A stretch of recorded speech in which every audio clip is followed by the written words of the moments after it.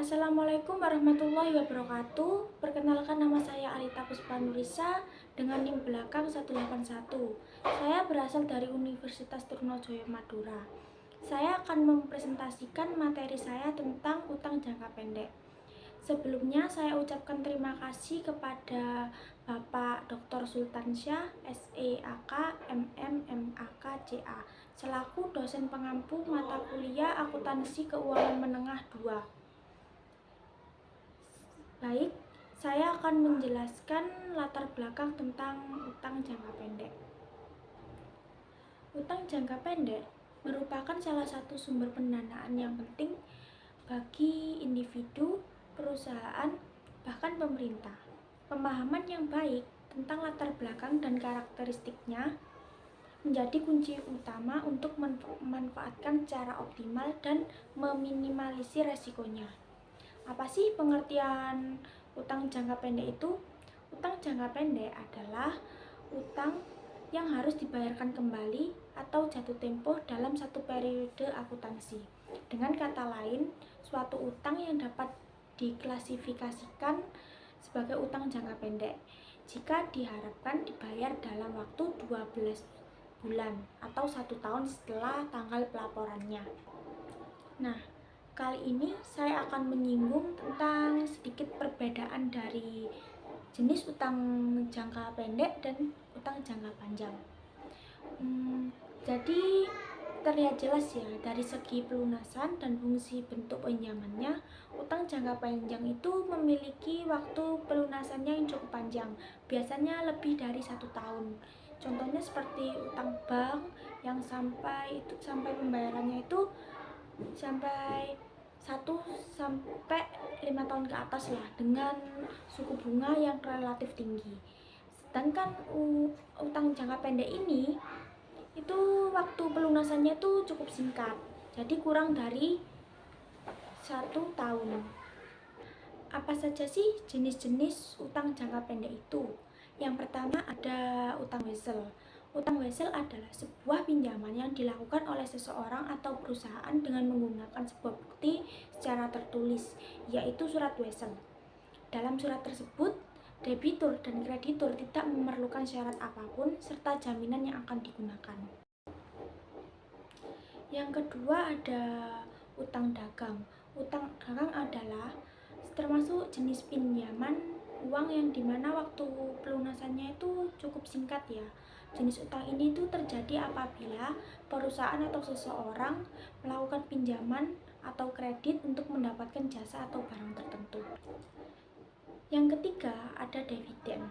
Dividen merupakan jenis utang yang akan diberikan bagi investor. Investor tersebut adalah seseorang yang modalnya diutangi untuk kebutuhan perusahaan. Sistem pelunasannya yaitu berupa pembagian keuntungan. Yang keempat ada pendapatan diterima di muka. Pendapatan diterima di muka adalah perusahaan mendapatkan sebagian pelunasan sebelum barang atau jasa ada di tangan konsumen. Jenis utang ini merupakan barang atau jasa yang harus dikirimkan sesuai dengan pesanan. Contohnya misalnya kita membayar kos. Nah, kita itu sudah membayar di 6 bulan untuk 6 bulan ke depan, sedangkan kita belum menempatinya. Itu termasuk pendapatan diterima di muka. Yang terakhir ada utang biaya. Utang biaya itu berasal dari pengakuan akuntansi atas biaya yang sudah terjadi. Namun utang biaya tersebut tidak kunjung untuk dilunasi oleh perusahaan. Adapun beberapa macam utang biaya, diantaranya insentif, utang gaji, utang upah, biaya sewa, dan sebagainya. Selanjutnya, bagaimana pencatatan kewajiban jangka pendek? Pencatatan kewajiban jangka pendek merupakan bagian penting dalam akuntansi untuk mengetahui utang yang harus dibayar dalam waktu 1 tahun atau dalam satu periode akuntansi. Pencatatan kewajiban jangka pendek dapat dilakukan sebagai berikut.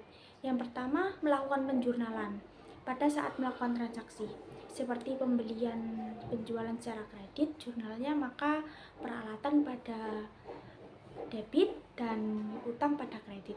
Yang kedua, posting ke buku besar. Setelah melakukan penjurnalan, maka dapat dilakukan pencatatan di buku besar, seperti mencatat transaksi utang pada kolom utang dan memposting saldo utang.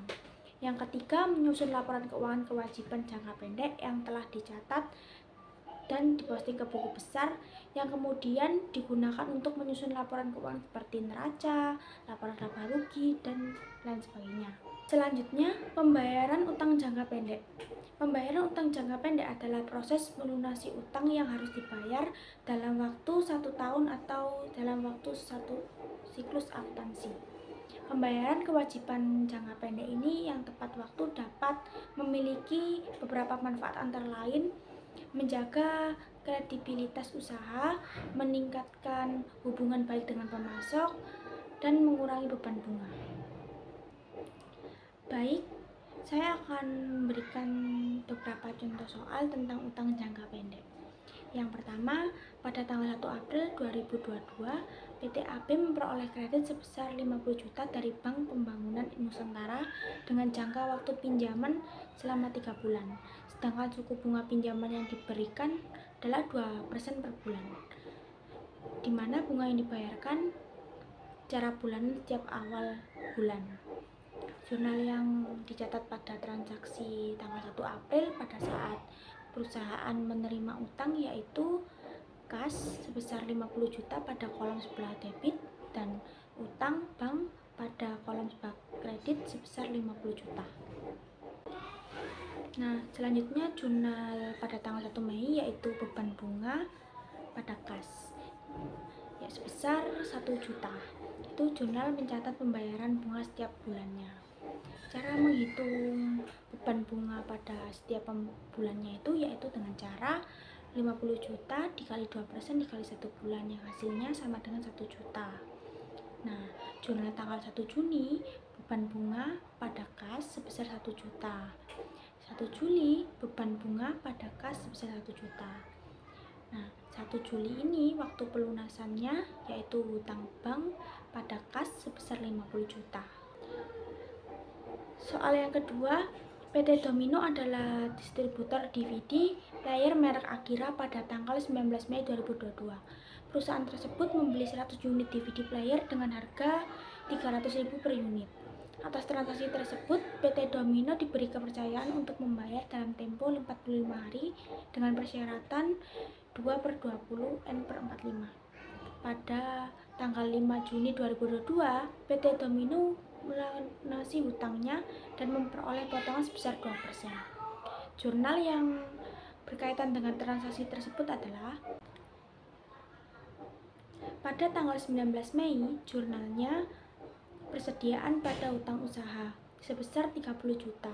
Itu untuk mencatat pembelian secara kredit. Nah, jurnal tanggal 5 Juni itu hutang usaha pada kas dan potongan pembelian. Hutang usahanya itu 30 juta, kasnya 29.400.000 dan potongan pembelinya 600.000. Itu mencatat pelunasan hutang usaha. Nah, 600.000 itu dari mana? Kenapa kok bisa mendapatkan potongan pembelian? Karena dia melunasi sebelum tempo yang telah ditetapkan. Jadi mendapatkan potongan 2%. Jadi 30 juta dikali 2% sama dengan 600.000. Nah, itu tadi penjelasan singkat dari saya tentang utang jangka pendek. Sekian dari saya. Saya ucapkan terima kasih. Wassalamualaikum warahmatullahi wabarakatuh.